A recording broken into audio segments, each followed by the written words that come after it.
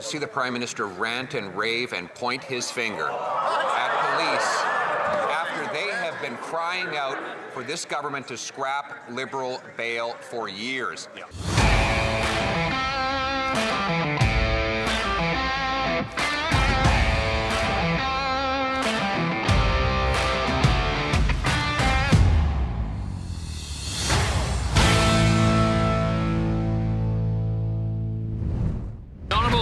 Opposition. Mr. Speaker, crime victims don't want the Prime Minister's sympathy. They want to know why he's broken his promise. They want to know why Liberal bail remains in place, allowing for the same repeat offenders to offend again and again. The body of a woman was found in the last few days in Saint-Jérôme, Quebec, killed by her partner, who had been arrested 30 times before but released on Liberal bail.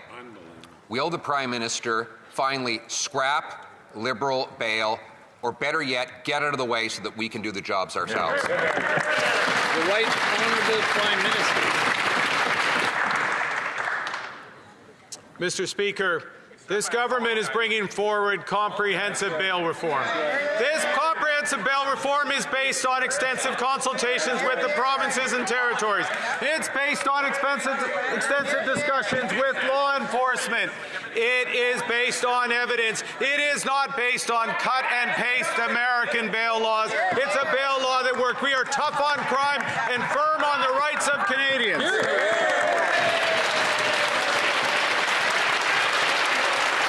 The Honourable Leader of the Opposition.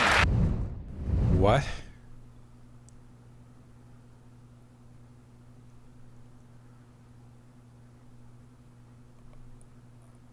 What kind of an answer was that? I'm stunned.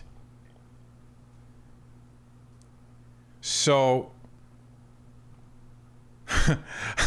okay. So keeping violent offenders in jail so they don't actually repeat their violent offenses is now American style bail, which you're trying to imply is wrong? What? To see the Prime Minister rant and rave and point his finger at police after they have been crying out for this government to scrap Liberal bail for years. Yeah. We have Constable Greg Pershella, who was killed by a man released yet again on bail. We have a woman killed by her husband after he was arrested and released 30 times because of Liberal laws. We have 1,600 crimes every single day in this country because of the Liberal laws. Will he stop screaming, hollering, and jabbing his finger and scrap Liberal bail? The Right Honourable Prime Minister. Mr. Speaker, this government, which has been in place for 6 months, has undertaken comprehensive consultations with law enforcement, with the provinces, based on evidence, is bringing forward the toughest bail legislation and sentencing legislation that will work, not one imported from the United States. Hear, hear. The Honourable Leader of the Opposition. Imported from the United States. No. We've imported it from Canada. From Canada. Because this is what we used to have, Carney. So you may not know what we had in Canada back in 2017 because you weren't living in Canada, right? So it's kind of hard to really expect you to know what Canada's laws are when you haven't really lived in this country for most of your adult life. So I guess we can kind of forgive you for that. What am I talking about? Of course, we cannot forgive you for that. It's your job to know as the Prime Minister. Remember, you came in here with all kinds of fanfare trying to say that you played hockey and you grew up in Alberta and you're Mr. Canada, even though you don't really live in Canada and you haven't lived in Canada for most of your adult life. Are you kidding me? Import from the United States. Just take a look at the stats can graph. Like, we'll show it again. We'll show it as many times as we need to. It's one of the graphs that we need to use the most this time, where you can see when the Conservatives were in power, violent crime was at a massive low. And when the Liberals took over, it was at a massive high. And you're trying to say, oh, well, this government's only been in for 6 months. No, you've only been in for 6 months. This government has been in for the last 10 years. So there's no excuse.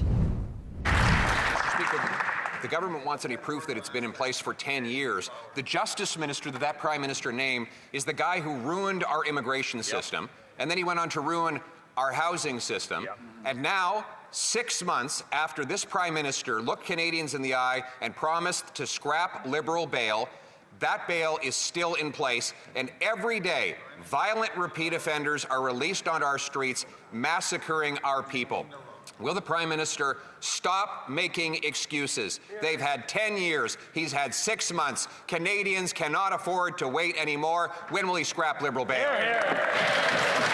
The Right Honourable Prime Minister.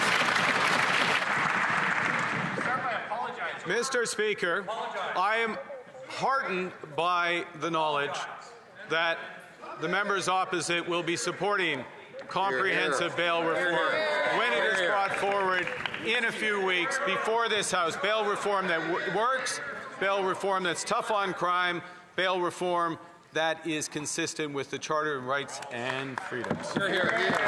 The Honourable Leader of the Opposition.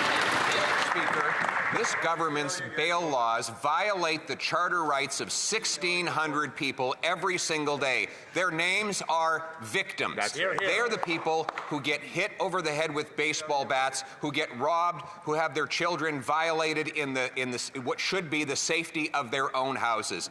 We have a 3-year-old who was raped by a repeat offender out on Liberal release. We have a constable shot to death by someone out on Liberal release. And now we have a woman murdered by her own partner who was out on Liberal release. How many have to die before he gets rid of Liberal bail? The Right Honourable Prime Minister. This is the disgusting thing. Because Pierre's right. You've had 6 months. You bragged about getting C5 through. But you're dragging your feet on this quote-unquote alleged bail reform that you're still waiting weeks to actually introduce it into the House. And then how long is that going to take? It's not going to pass by Christmas because there's the Christmas break coming up. And I bet you're going to go on break and you're not going to think about all the Canadians that are going to be terrorized by these repeat violent offenders. Like, even if his law says or does what it says that it's going to do, or if it does what we need it to do, it's most likely not going to get passed until after Christmas. Why? Because it has nothing to do with money. And that's the disgusting part about this whole thing. Is they're probably not going to push this through. Not at all. And here's the even more disgusting part. They're probably going to try and poison the bill, as they always do, to try to make the Conservatives to vote against it. How would they do that? Who knows? But they're going to try and, maybe they'll put in something about, the gun buyback or something in there to try and poison the bill. Who knows? But they're probably going to try and do that just to play politics. Meanwhile, every single day, there's Canadians that are suffering as a result of criminals being let out on bail because they don't give a damn.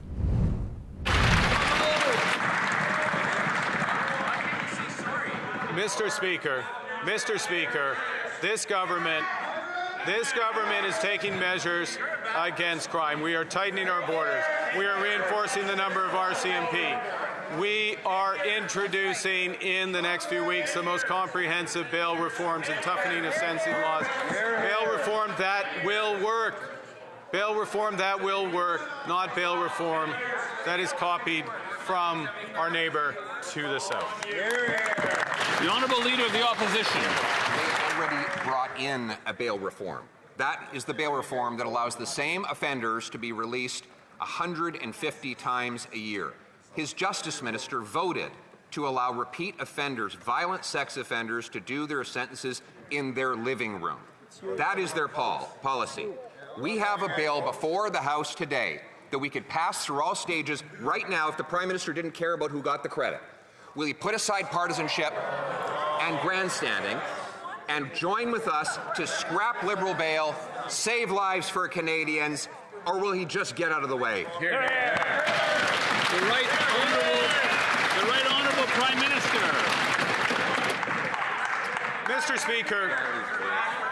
Mr. Speaker, the Charter of Rights and Freedoms won't just get out of the way as the member opposite wishes. Hear, hear. What this country needs, what those victims deserve, what all Canadians deserve is bail reform and sentencing laws that work. That is what this government is bringing forward. We invite the members opposite. We share the same objectives. We invite the members opposite to join us in swift passage of the government's bail reform when it's... Hear, hear. It's not surprising, but it's just as shocking and disgusting to see Liberals stand up and clap. Because he's this smokescreen about, well, you know, we're standing up for the charter rights of criminals. Of criminals.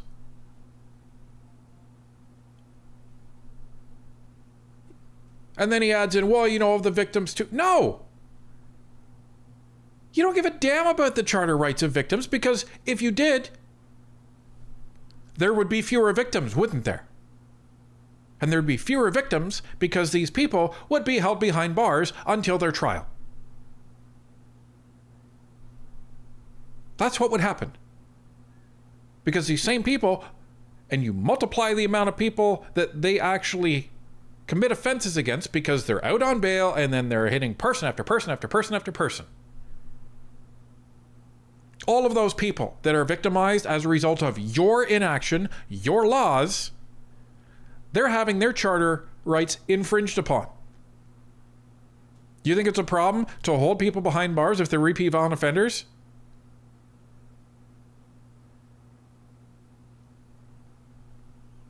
It's just... Swing voters. That's who you voted for. They're standing up and clapping for criminals. Outrageous. The honourable member for Oxford. Liberal bail laws have unleashed crime and chaos on our streets. Their law, C-75, releases repeat violent offenders at the earliest opportunity on the least restrictive conditions. The Prime Minister promised to repeal these dangerous Liberal bail laws, but 6 months in, it's the same bait and switch and the laws remain in place. And now, more than half of Canadians don't feel safe in their own homes. So the question is simple. Will the Prime Minister scrap Liberal bail or get out of the way so Conservatives can? Secretary of State for Combating Crime. Mr. Speaker, while the Conservatives shout empty slogans, we've done comprehensive consultations all summer so that we can get it right. The bail legislation that is going to be presented shortly in this House brings bail reform, harsher sentences, addresses victims of intimate partner violence. Mr. Speaker, the legislation that we're bringing forward is a complete, comprehensive package, and I hope the Conservatives will be able to support it. That's right. Honourable member for Oxford. Mr. Speaker, the Liberals are telling Canadians to be patient, that someday they might act. Tell that to the families of Bailey McCourt and countless others who have lost their loved ones.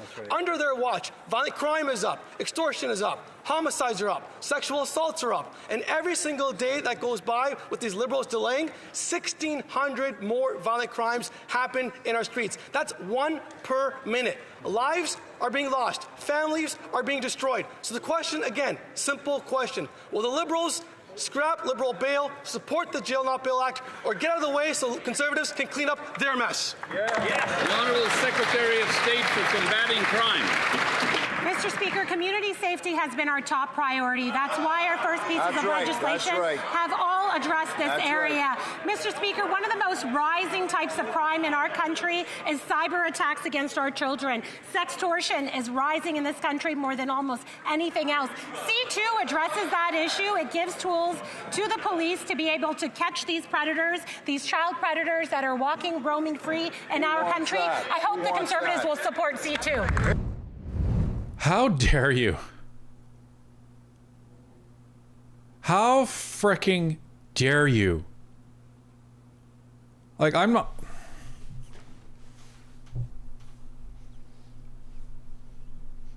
Today's question period is on another level, folks. Sorry it's not as smooth as it normally is, but I'm just... How dare you?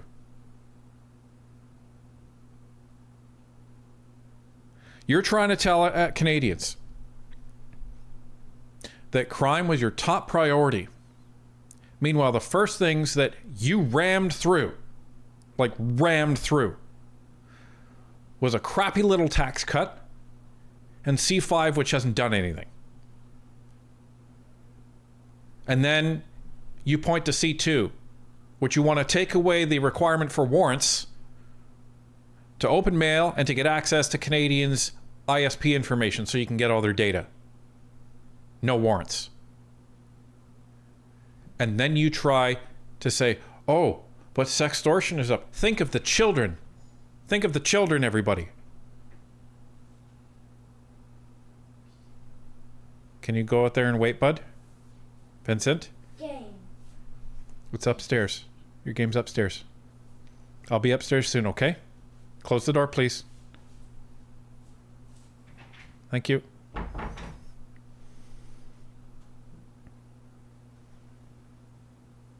It's outrageous. Meanwhile,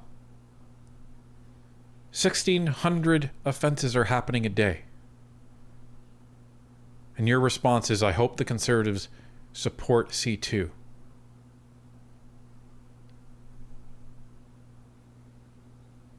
Outrageous. Honourable member for Brantford, Brant South, Six Nations.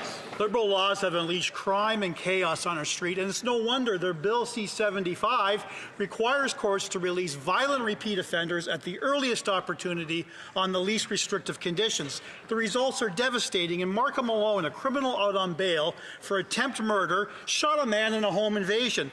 These Liberals promise bail reform, but just another bait and switch.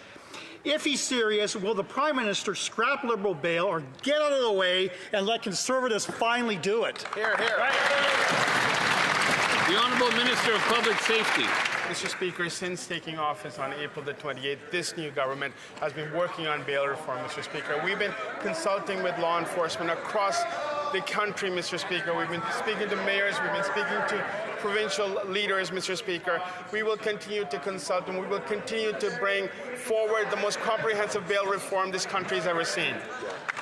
The Honourable Member for Brantford, Brant South, Six Nations. It's been a long 6 months since this Prime Minister promised bail reform, and nothing has happened. Instead, these Liberals are obstructing the Conservative Jail Not Bail Act from passing, keeping soft on crime, catch and release laws on the books.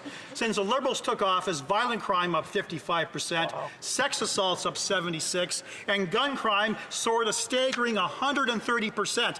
Enough is enough. When will these Liberals finally protect Canadians, stop Liberal bail, and back the Conservative Jail Not Bail Act? The Honourable Minister of Public Safety. Mr. Speaker, we will be bringing forward bail reform in very short order, Mr. Speaker. But let me take this opportunity to talk about other legislation that's in the House that the party opposite could pass today. That is Bill C2, Mr. Speaker, which gives law enforcement additional tools to do their job more effectively, to make sure that guns do not come in through our border, Mr. Speaker. That's the type of commitment that we have on this side of the House, and we invite the party opposite to support us. Sit down, Gary. Ladies and gentlemen, maybe we should start a when is Gary going to be fired counter. Maybe we should do that. It's probably going to last a lot longer than the when is Paul Chang counter going to be in terms of how long that lasted. Kudos to Mr. Brock for keeping us cool. But, Gary, we're going to bring in the most comprehensive bail reform the country's ever seen. You want credit? You want credit for putting out the 4-alarm fire that you started? Is that what this is going to come down to? You want credit for that? Here's the other question. For all of the ministers in this government that were in the last government, are you trying to tell Canadians you've only been consulting on the crime situation in Canada only in the last 6 months? Is that what you would want us to believe? Because we will believe that. We will. If that's what you want us to believe, we will believe that. If you want to make yourselves look completely inept and completely incompetent and that you weren't looking at this for the last, what was it, 7 years? 7 years since you have introduced Bill C-75 to actually measure the effect of your laws? You want Canadians to believe that you've ignored StatsCan, you've ignored the crime statistics, you've completely ignored all the stats that come from the Toronto Police, the OPP, the RCMP, every other police organization across this country. You want Canadians to believe that you've ignored all that? Because we will. We will if you want us to. But that's what we're hearing. We've just started looking into this over the last 6 months. You have to give us some time, Conservatives. Ladies and gentlemen, if that's truly what the Liberals want us to believe, maybe this is the first time that I actually believe they're telling the truth.